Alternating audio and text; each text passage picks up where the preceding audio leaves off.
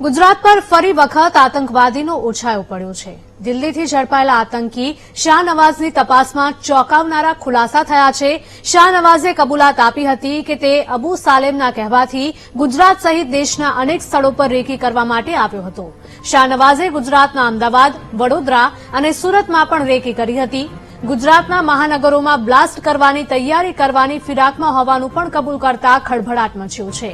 જેલમાં બંધ અબુ સાલેમ બ્લાસ્ટ માટે આતંકવાદીઓને રેકી કરવા માટે મોકલી રહ્યો હોવાની માહિતી મળતા જ એજન્સીઓ પણ ચોંકી ગઈ હતી।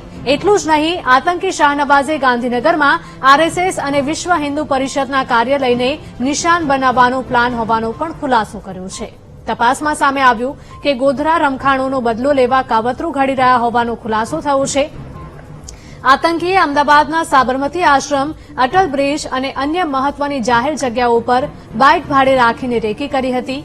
એટલું જ નહીં, અમદાવાદમાં મોટા નેતાઓના મકાનો, રેલવે સ્ટેશન સહિત વિસ્તારોની રેકી કરી હતી।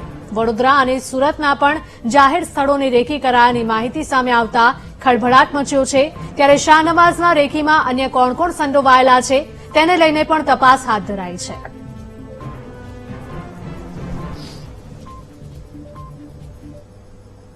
આઈએસઆઈએસ આતંકી શાહનવાઝની તપાસમાં આવ્યા ખુલાસા ગુજરાત હતું તેના નિશાને। ખાસ કરીને અમદાવાદ, ગાંધીનગર, સુરત અને બરોડામાં તેણે 2 દિવસ રેકી કરી હતી। બાઇક ભાડેથી લઈને રેકી કરવામાં આવી હતી અને તે ગુજરાતમાં બોમ્બ બ્લાસ્ટનું ષડયંત્ર રચી રહ્યો હતો। તો જે પ્રકારે ગોધરા કાંડનો બદલો લેવા માટે તે આ ષડયંત્ર રચ્યું હોવાનું એનઆઈની તપાસમાં મોટા ખુલાસા સામે આવ્યા છે। હાલ તો શાહનવાઝની પૂછપરછમાં કેટલાક આરએસએસ અને વીએચપીના નેતાઓ પણ ટાર્ગેટમાં હતા અને તેને સાબરમતી જે ગાંધી આશ્રમથી લઈને જે જુદા જુદા જે વિસ્તારો છે ત્યાં પણ રેકી કરીને બોમ્બ બ્લાસ્ટનું પ્લાનિંગ કર્યું હોવાના ખુલાસા સામે આવ્યા છે। કેમેરામેન પ્રવીણ વાઘેલા સાથે અનિતા પટણી, વીટીવી ન્યૂઝ, અમદાવાદ।